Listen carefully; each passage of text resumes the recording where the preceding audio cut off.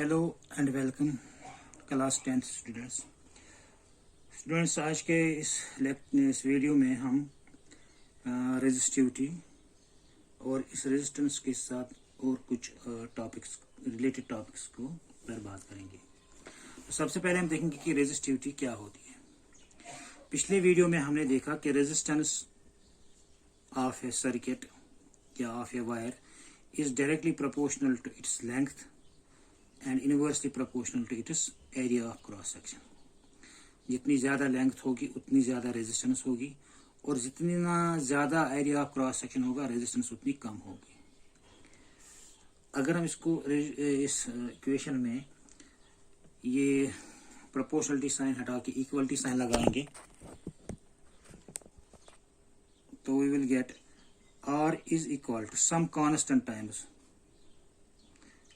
Times L by A। यहां पर हम इस कांस्टेंट ऑफ प्रोपोर्शनलिटी को एक स्पेशल लेटर से इसको हम कहते हैं rho L by A, where is rho it is इसको हम लिखेंगे RHO। Rho is constant of proportionality, where rho is constant of proportionality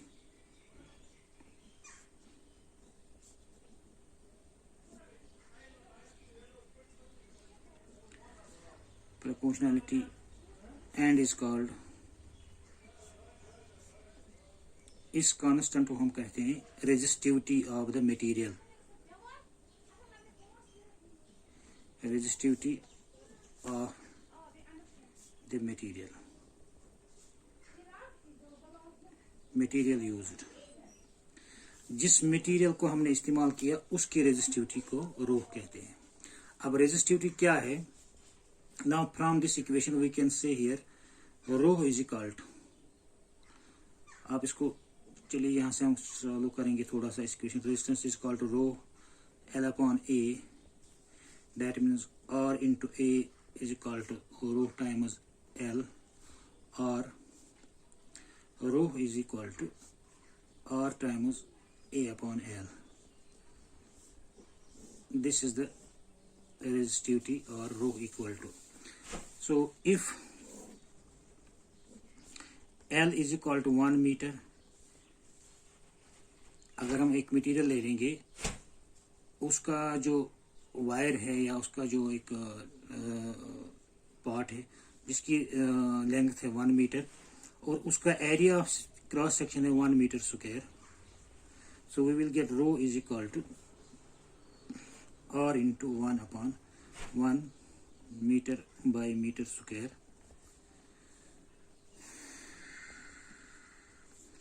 so rho is equal to R। इस केस में rho is equal to R और resistance is equal to resistivity या resistivity is equal to resistance. कब?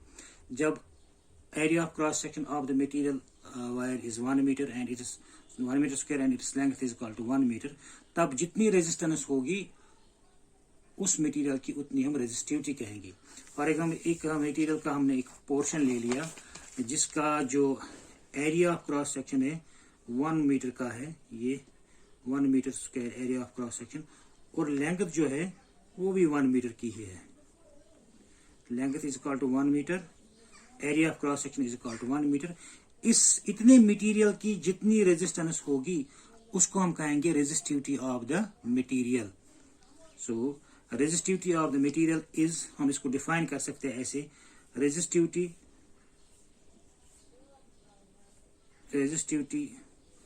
Of A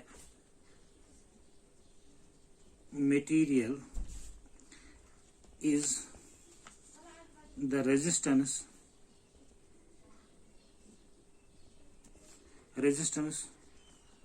of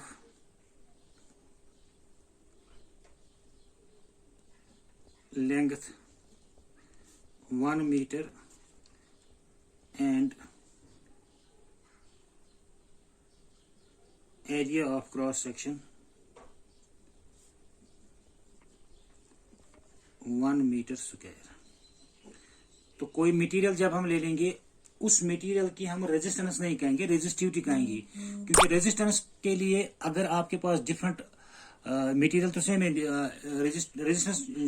resistance अगर हम कहेंगे तो उसके लिए क्या होगा, डिफरेंट लेंथ की वायर अगर ले लेंगे, एक ही मटेरियल की डिफरेंट लेंथ की वायर लेंगे, उनकी रेजिस्टेंस डिफरेंट होगी। या different area of cross sections की वायर्स देंगे, उनकी रेजिस्टेंस डिफरेंट होगी। रेजिस्टिविटी हमें बता देता है कि एक मटेरियल की कितनी रेजिस्टेंस है, वो कितना अपोजिशन, एक मटेरियल जो है वो कितना opposition to the flow of current देता है। तो वो किसके बराबर होता है, अगर हम उसी मटेरियल का 1 मीटर का वायर ले लेंगे और उसका जो एरिया ऑफ क्रॉस सेक्शन होगा वो 1 मीटर का होगा, उसकी जो रेजिस्टेंस होगी that is the resistivity of the material. तो यहां पर अगर आप बुक अपनी देखेंगे, आप डिफरेंट मटेरियल्स की रेजिस्टिविटी आप देख सकते हैं इस एक चार्ट में जो आपके बुक पे दिया हुआ है। आप देख लीजिए, यहां पर है आपके पास ये सिल्वर की रेजिस्टिविटी। यहाँ पर एक, इससे पहले मैं आपको यूनिट ऑफ रेजिस्टेंस बताऊंगा, रेजिस्टिविटी बताऊंगा। देखिए, resistivity is equal to rho is equal to R A by L. अगर इसका है रेजिस्टेंस का है unit ohm, area of cross section का यूनिट है metre square, divide by length का यूनिट है मीटर, तो ये मीटर स्क्वायर और 1 मीटर कैंसिल हुआ, तो रेजिस्टिविटी का जो यूनिट होगा वो बन जाएगा ओम मीटर, ओम मीटर। तो unit of the resistivity is equal to ohm metre. अब यहाँ पर देख, ये जो चार्ट आपके बुक पे दिया हुआ है उस पे कुछ मटेरियल्स के नाम दिए हुए हैं और उनकी रेजिस्टिविटी क्या है। देखिए, सबसे पहले कंडक्टर्स में हमारे पास आते हैं सिल्वर, कॉपर, एल्युमिनियम, टंगस्टन, निकल, iron, chromium, mercury and manganese. अब देखिए, सिल्वर की रेजिस्टिविटी है इन सारे कंडक्टर्स में सबसे कम 1.6 इंटू 10⁻⁸। इसी तरह से कॉपर की 1.62 इंटू 10⁻⁻⁸। इसी तरह से टंगस्टन की 2.63 ज्यादा, निकल की 5 और बहुत ज्यादा, आयरन की 6.84 इंटू 10⁻⁸, क्रोमियम की इससे ज्यादा 10 इंटू 10⁻⁸, मरकरी की सबसे ज्यादा 12.9 इंटू 10⁻⁻8। इसी तरह से मैगनीज इसकी है 94 इंटू 10⁻⁸। अब एलॉयज देख लीजिए, एलॉयज मैंने आपको कहा उसकी रेजिस्टिविटी सबसे ज्यादा होती है इन कंडक्टर्स में। एलॉयज वो मटेरियल्स होते हैं जो डिफरेंट सबस्टेंसेस से बने होते हैं, डिफरेंट एलिमेंट से बने होते हैं। हमारे पास देखिए, सबसे पहले कांस्टेंट, इसकी रेजिस्टिविटी है 1.4 इंटू 10⁻⁻6। इन सबसे कंडक्टर्स में सबसे ज्यादा ऊपर जो हमने कंडक्टर्स बताए। इस तरह से आप इस चार्ट को गौर से देख लीजिए और देखेंगे आप कि हर एक की डिफरेंट रेजिस्टिविटी होती है। एलॉयज की सबसे ज्यादा रेजिस्टिविटी, उससे कम रेजिस्टिविटी होती है किसकी, कंडक्टर्स की। लेकिन इंसुलेटर्स में आप देख लीजिए, गिलास, हार्ड रबर, एबोनाइट, इनकी रेजिस्टेंस बहुत ज्यादा होती है। अब देखिए, इनको 10⁻⁻8 -6 लेकिन आप देखिए यहाँ पर इंसुलेटर्स की 10⁻14, ये बहुत ज्यादा हो गई, 10⁻16 बहुत ज्यादा। तो इंसुलेटर्स की रेजिस्टेंस इन्फिनाइटली हाई होती है, इसलिए उनमें से कोई करंट फ्लो नहीं होता है। तो ये हो गई रेजिस्टिविटी आपकी। अब हम देख लेंगे, अगर हम डिफरेंट रेजिस्टेंसेस को एक सर्किट में बहुत सारे रेजिस्टेंस लगाएंगे, जोड़ के लगाएंगे, तो उस सर्किट की नेट रेजिस्टेंस कितनी होगी, टोटल रेजिस्टेंस क्या होगी।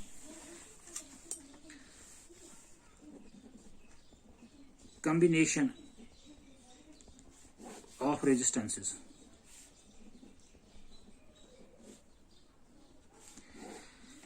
देखिए, हमारे पास एक सर्किट मान लीजिए, इस बैटरी है, बैटरी के साथ एक की जोड़ दिया, की के साथ यहाँ पर फिर हमने एक रेजिस्टेंस जोड़ दिया, इसकी रेजिस्टेंस मान लेते हैं इट इज R1 ओम्स। फिर इसी के साथ इस तरह का एक दूसरा ज्वाइन किया, एक और रजिस्टर R2, फिर एक और रजिस्टर R3, तो ये सर्किट में हमारे पास है 1 2 3 रेजिस्टेंसेस। ये रेजिस्टेंस जो हमने यहाँ पर ज्वाइन किए हैं ये कुछ भी हो सकते हैं, ये आपके होम अप्लायंसेस हो सकते हैं, आपका टीवी, उसके बाद फ्रिज, उसके बाद आपका आयरन वगैरह वगैरह जो हम इस्तेमाल, उनको हम मान लेंगे ये रेजिस्टेंसेस है। तो जिस चीज की रेजिस्टेंस हाई होगी उसको हम रेजिस्टर ही कहेंगे। ये डिफरेंट रेजिस्टेंस है यहाँ पर, लेकिन इनका एक और सर्किट आप देख लीजिए। यही बैटरी है, ये है हमारे एस के साथ जुड़ा हुआ एक रेजिस्टर, फिर एक और रेजिस्टर, लेकिन इसका जो कनेक्शन है डिफरेंट तरीके से, फिर एक और रेजिस्टर, ये R1 R2 R3, फिर यहां पर की के साथ जोड़ दिया और इसमें। अब ये जो हमने 3 रेजिस्टेंस इसमें जोड़ दिए, 3 रेजिस्टेंस इस सर्किट में जोड़ दिए, लेकिन ये 3 रेजिस्टेंस इसमें और इसमें, इनका जो पैटर्न है, कॉम्बिनेशन का पैटर्न है, वो डिफरेंट है। जब इस तरह से रेजिस्टेंसेस आपस में जुड़े हुए होंगे कि हर एक रेजिस्टर का एक एंड दूसरे रेजिस्टर के साथ जुड़ा हुआ है, फिर उसका दूसरा एंड तीसरे रेजिस्टेंस के साथ जुड़ा हुआ है, फिर तीसरे रेजिस्टेंस का दूसरा एंड अगले वाले रेजिस्टेंस के साथ जुड़ा हुआ है, इस तरह की रेजिस्टेंसेस की कॉम्बिनेशन को हम कहेंगे series combination. Series combination of resistances, combination of resistances. लेकिन दूसरे पैटर्न में आप देख लीजिए, हर एक रेजिस्टेंस के दोनों एंड्स आपस में जुड़े हुए हैं। इसके दोनों एंड्स यहां पर जुड़े हुए एक पर्टिकुलर पॉइंट के, मान लीजिए ये पॉइंट ए है, ये पॉइंट बी है। हर एक रेजिस्टेंस R1 R2 R3, इनके दोनों एंड्स, एक का एंड यहाँ, एक एंड यहाँ ए पर और दूसरा एंड बी पर। सारे रेजिस्टेंसेस का एक एंड ए पर, दूसरा एंड बी पर, एक एंड ए पर, दूसरा एंड बी पर, एक एंड ए पर, दूसरा एंड बी पर। इस तरह की कॉम्बिनेशन ऑफ रेजिस्टेंस को हम कहेंगे parallel combination of resistance. Parallel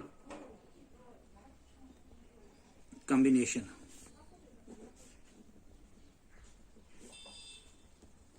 resistances. तो ये 2 पैटर्न्स हैं जिस तरह से हम रेजिस्टेंस को कनेक्ट कर सकते हैं। तो किसी किसी सर्किट में दोनों मिला के होते हैं। मान लीजिए एक सर्किट है हमारे पास ऐसा है, एक रेजिस्टेंस ये है, दूसरा रेजिस्टेंस ये है, तीसरा रेजिस्टेंस यहाँ पर इस तरह से जुड़ा हुआ है, और फिर चौथा रेजिस्टेंस ये है। तो आप देख लीजिए यहाँ पर जो है ये रेजिस्टेंस जो है दोनों कॉम्बिनेशन में आ गई, ये और ये सीरीज में है, इनके साथ ये जुड़ा हुआ, ये पैरेलल में जुड़ा हुआ है। तो इससे क्या फर्क पड़ेगा? देखिए इससे बहुत कुछ फर्क पड़ने वाला है। कॉम्बिनेशन अगर डिफरेंट हो तो रेजिस्टेंस में बहुत कुछ फर्क पड़ने वाला है। सबसे मेन फर्क क्या होगा? नेट रेजिस्टेंस जो है वो डिफरेंट होगी दोनों कॉम्बिनेशंस में। जब आपने 2 रेजिस्टेंसेस या 2 से ज्यादा रेजिस्टेंसेस इस तरह से सीरीज वाले पैटर्न में ज्वाइन किए, जो इस सर्किट का टोटल रेजिस्टेंस होगा, यहां पर अगर हम देखेंगे एक और एग्जांपल में, सपोज ये हमारे पास है रेजिस्टेंस R1, फिर इसके साथ जुड़ा हुआ सीरीज में रेजिस्टेंस R2, फिर एक और रेजिस्टेंस इसी सीरीज में जुड़ा हुआ है R3, फिर रेजिस्टेंस R4, जितना आप चाहेंगे, और ये इस सर्किट में जुड़े हुए हैं। तो इस सर्किट का जो नेट रेजिस्टेंस होगा, टोटल रेजिस्टेंस होगा, वो होगा R1, simple addition of resistance R1 plus R2 plus R3 plus R4। So net resistance R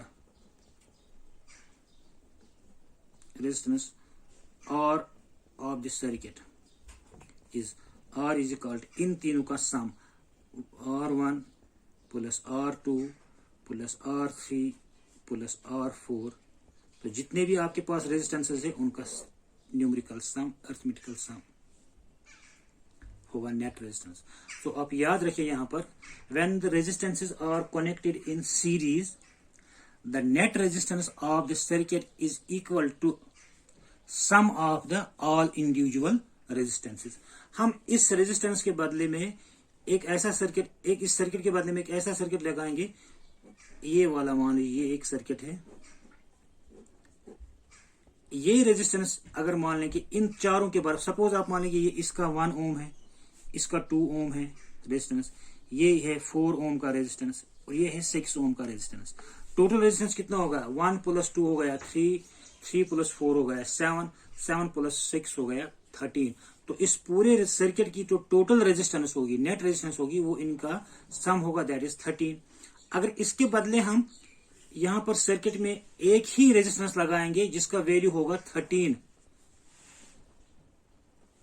13 ohms, तो इन दो सर्किट्स को हम कहेंगे इक्विवेलेंट सर्किट्स।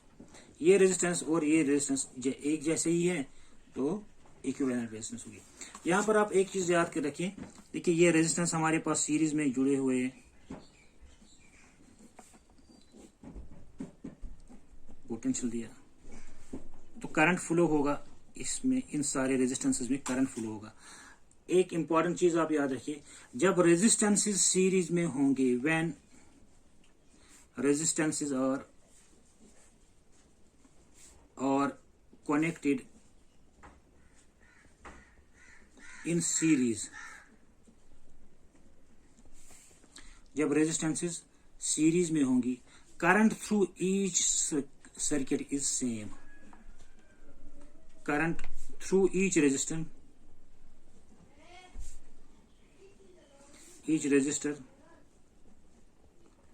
Is same.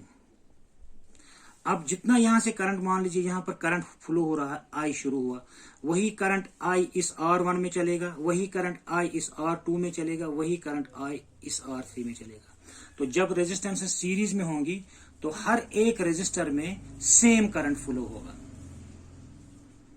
हर एक रेजिस्टर में सेम करंट फ्लो होगा। चलिए मान लीजिए ये this R1 = 1 Om, R2 = 3 Om, R3 = 6 ओम, और पोटेंशियल जो हमने यहां पर दे दिया, लेट अस से इट इज 6 वोल्ट्स का। पहले हम देखेंगे, और करंट इसमें सब में सेम फ्लो हो रहा है। ये बात आपको याद रखनी है कि जब रेजिस्टेंस सीरीज में होंगी तो सब रेजिस्टेंसेस में करंट जो होगा वो सेम होगा। तो करंट आई, हमारे पास फॉर्मूला याद रखिए, V = IR, करंट होगा बराबर, फिर करंट = V/R, हर एक सर्किट में सेम करंट होगा। अब देखिए, जब एक पहला रेजिस्टेंस ले लेंगे हम, करंट V कितना है 6/R, उसकी कितनी रेजिस्टेंस है 1, तो इसमें 6 एम्पियर करंट फ्लो होगा, इसमें भी 6 एम्पियर करंट फ्लो होगा, इसमें भी 6 एम्पियर फ्लो, सॉरी इसे गलत होगा, सॉरी। अब पोटेंशियल कितना है, V = IR, पहले वाले में देख लीजिए, इसके अक्रॉस V कितना होगा, इसकी रेजिस्टेंस कितनी है 1 ओम, V = I × 1, पहले वाले रेजिस्टर में V1 = I × 1। दूसरे वाले रेजिस्टर में कितना पोटेंशियल होगा, V2 = उसमें करंट कितना होगा I × R, उसकी रेजिस्टेंस दैट इज 3, दूसरे वाले करंट। तीसरे वाले में आप देख लीजिए V3 I × R, उसमें I कितना है 1, सॉरी वही I ही है, करंट × 5। अब देखिए यहां पर पहले वाले सर्किट में रेजिस्टेंस में करंट कितना है I के बराबर, वोल्टेज सॉरी, दूसरे वाले सर्किट में कितना वोल्टेज है 3 टाइम्स I के बराबर वोल्टेज है, तीसरे वाले रेजिस्टर में कितना है 5 टाइम्स I।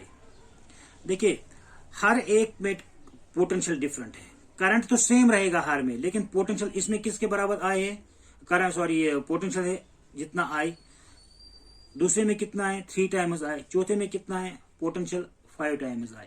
तो पोटेंशियल हर एक में डिफरेंट रहेगा, ये डिपेंड करेगा उनकी रेजिस्टेंस कितनी है। पहले की रेजिस्टेंस थी 1, तो 1 टाइम्स I, दूसरे की रेजिस्टेंस थी 3 ओम्स, तो उसके अक्रॉस पोटेंशियल ड्रॉप जो होगा वो 3 टाइम्स I होगा, चौथे में जो होगा 5 टाइम्स I होगा। अब ये जो 6 वोल्ट पोटेंशियल हमने दे दिया, ये इनमें डिवाइड होगा, करंट तो इनमें सेम है, लेकिन ये पोटेंशियल डिवाइड होगा इन सब में, और हर एक में कितना पोटेंशियल होगा जितनी उसकी रेजिस्टेंस है, उसकी रेजिस्टेंस के मुताबिक। तो ये बात आप याद रखें कि जब किसी सर्किट में रेजिस्टेंस सीरीज में होंगी तो हर एक रेजिस्टर में सेम करंट फ्लो हो रहा है, लेकिन potential across each resistor is different depending upon it is resistance. अब देखते हैं कि अगर जब रेजिस्टेंसेस पैरेलल में होंगी तो उस वक्त क्या होता है, कितना नेट रेजिस्टेंस होता है। तो ये देखिए R1 R2 R3 ये हमने सीरीज में लगा दी, फिर बैटरी के साथ जोड़ दिया, सॉरी ये पैरेलल में लगा दिया। ये मान लीजिए पॉजिटिव एंड नेगेटिव। अब यहां पर देख लीजिए ये R1 है, R2 R3, हर एक रेजिस्टर के दोनों एंड्स बैटरी का, एक एंड बैटरी के पॉजिटिव के साथ, दूसरा एंड बैटरी के नेगेटिव के साथ। इसका भी R2 का, इसका भी एक एंड बैटरी के पॉजिटिव के साथ, दूसरा एंड बैटरी के नेगेटिव के साथ। R3 इसका भी एक एंड बैटरी के पॉजिटिव के साथ, दूसरा एंड बैटरी के नेगेटिव के साथ जुड़ा हुआ है। तो सारे रेजिस्टेंस जो है सबका जो दोनों एंड से बैटरी, सेम बैटरी के दो एंड्स के दरमियान होगा। तो इस पर जो पोटेंशियल डिफरेंस होगा वो किसके बराबर होगा, जितना हमने पोटेंशियल डिफरेंस बैटरी को दे दिया उतना ही इस पर भी होगा, उतना ही इस पर भी होगा। यहां पर आप याद रखिए। सबसे पहले देखेंगे कि इस पूरे सर्किट का नेट रेजिस्टेंस कितना होगा। नेट रेजिस्टेंस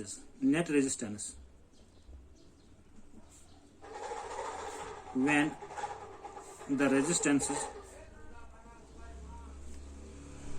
are connected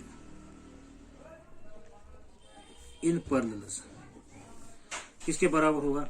देखिए अगर हम मान लेंगे इसका टोटल रेजिस्टेंस जो है वो है RP मान लीजिए, RP means P for parallel. RP जो है इसका टोटल रेजिस्टेंस है। अब देखिए टोटल रेजिस्टेंस कैसे कैलकुलेट करना है। Reciprocal of RP that is 1 upon the total resistance is equal to 1 upon the R1 plus 1 upon R2 plus 1 upon R3 plus 1 upon R4 जितने रेजिस्टेंसेस होंगे। तो टोटल रेजिस्टेंस कैसे निकालेंगे हम। अगर हम मान लेंगे कि RP जो है इसका नेट रेजिस्टेंस है, टोटल रेजिस्टेंस, वो किसके बराबर होगा। 1 अपॉन वो RP is equal to 1 upon R1 plus 1 upon R2 plus 1 upon R3 plus 1 upon R4। ठीक, यहां पर हम ये कैलकुलेट करेंगे तो हमें 1 अपॉन RP निकलेगा कुछ वैल्यू, फिर उसका रेसिप्रोकल जो होगा वो टोटल रेजिस्टेंस होगा। यहां पर मान लीजिए अगर हमारे पास है R1, if R1 is equal to 2 ohms, R3 is equal to R2 is equal to 4 ohms, R3 is equal to 6 ohms, for example कुछ भी वैल्यू दे सकते हैं आप। तो हमारे पास नेट रेजिस्टेंस कितना होगा, 1 upon RP total resistance is equal to 1 upon R1 कितना है 2 plus 1 upon R4 plus 1 upon R6। तो जब हम इसको कैलकुलेट करेंगे ये बन जाएगा 1 upon RP is equal to, इसको हम लिख सकते हैं 3/6 प्लस, नहीं इसमें कैलकुलेट करना पड़ेगा, इसका हम निकाले, ये कैलकुलेट करके हमें दिखेगा ये कितना आएगा। तो इसको इनको जब हम कैलकुलेट करेंगे ये हमें मिलेगा, हमें 11 अपॉन 12। तो 1 upon total resistance is equal to 11 upon 12। इसको जब कैलकुलेट किया तो total resistance RP is equal to, इसको रेसिप्रोकल किया, RP ऊपर लिया, हो गया RP इज इक्वल 12 अपॉन 11। तो इस तरह से हम जब सर्किट में रेजिस्टेंसेस पैरेलल होंगे तो इस तरह से हम उसके टोटल रेजिस्टेंस निकाल सकते हैं। 1 upon total resistance is equal to 1 upon R1 plus 1 upon R2 plus 1 upon R3। तो इसको लिखेंगे हम ऐसे कि when resistances in a circuit are connected in parallel, when resistances in a circuit are connected in parallel, reciprocal of net resistance